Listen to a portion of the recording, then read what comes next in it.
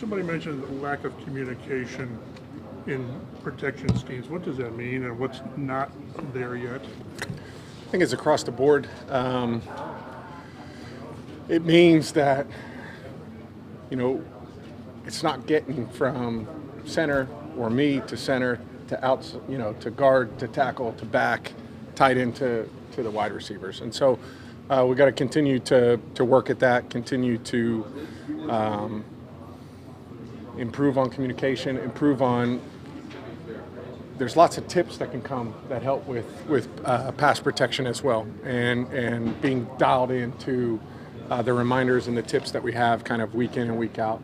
And at times we've done it good, and it's just been at certain times and critical times too, where we've had lapses in that. And for me, the focus has to be on improving our consistency, because the good is good, and the bad is really, it's not good. And, we're capable of better consistently. And I think if we can do it, we've done it very well at times, and we've done it poorly at times.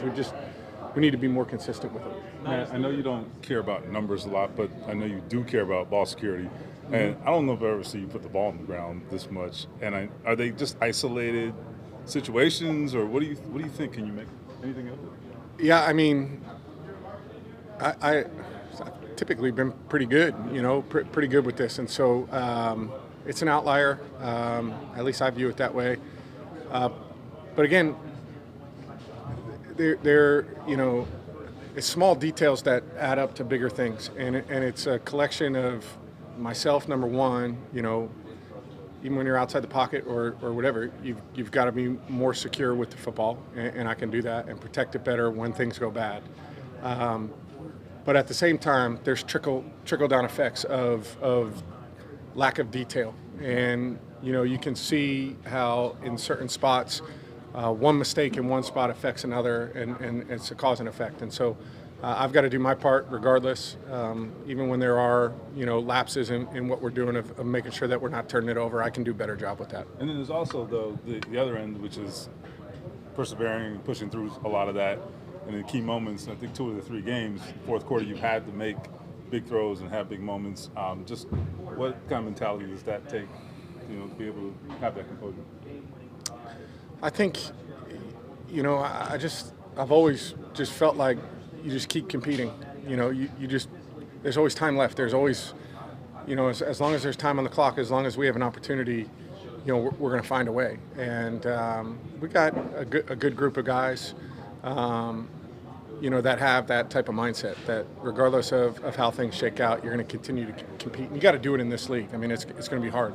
But we've put ourselves in those situations too, and so it's the balance of the two. It's the understanding that, hey, even if it is tough, we can find a way. But part of why it's been tough is our own doing. And, there's going to be times that, as we move on as a team where it's maybe not our own doing, but we've got to be tough and resilient in those situations. But we've got to clean up our own stuff in the first 3 quarters of games. You've had a lot of comeback victories in your career, a lot. But Sunday, how big was that for this team in general, knowing that it's young, but what kind of confidence builder did it give you guys? Yeah, I think, I think it is a confidence builder, knowing that, you're going against an excellent football team like we played last week. We had 2 phases of our team that played outstanding, special teams and defense, and kind of held us in there. And then knowing, that we had young players step up and make plays in the most critical of situations, I think that's a big, stepping stone for us. But we've got to continue, to progress and continue to get better. But the belief should be there because, like I've said, there are glimpses of us doing it the right way, and certainly, those end of game plays are a big, confidence boost for guys. Is there a feel, and this might be hard to put into words, is there a feel a quarterback gets when he trusts his offensive line, and how does that not vary during a game when the pressure is coming? Like, subconsciously, you have to feel that, right? And I don't know if there's a question there, but how do you deal with that when the pressure is coming? I mean, 5 sacks.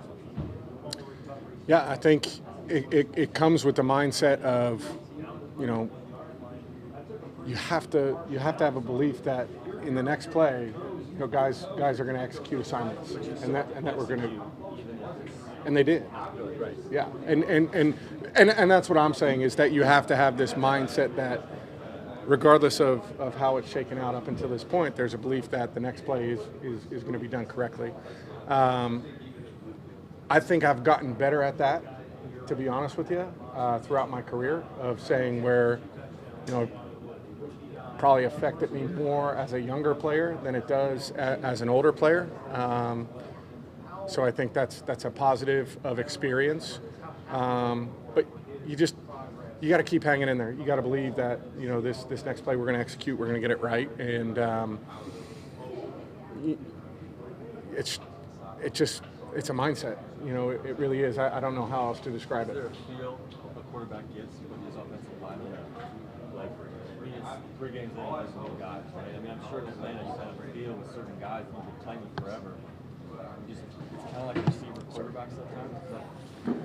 Yeah, I think I do think you get a feel for. I mean, it's us as an offense, and it's not only O-line, in pass protection. We say in the run game it takes all 11, right? It's the same thing in pass protection and pass offense. It takes all 11. We've got to do a great job, myself, making sure that in situations I'm getting us into the right things. We're going to make sure, up front we're doing a great job of winning our battles and being in, position to execute. We've got to do a great job at running back of understanding our assignments. And then on the outside, we've got to do the little things that help open things up to get the ball out quicker too. And so it's across the board, all of us. But to answer your question, yes, there is a feeling you get when things are clicking and you've got things running, on all the right cylinders. There is a feeling that you get. Matt, big in game. your talks with the owner, did he impress upon you the importance of Tennessee? I'm sorry? Did the owner ever, because, defending champs and all this, there's a speed bump in the last couple of years. Has he impressed upon you that? Not to me individually, but certainly, at the beginning of the year when we spoke to the team, we understand, who has dominated this division for the last couple of years, and in order to get where you want to go, you've got to beat some of the best teams in the league, and they were the 1 seed, in the AFC last year, and have won the division the last couple of years. So I think Jim made it very clear at the beginning of the year what he expects from all of us. All right.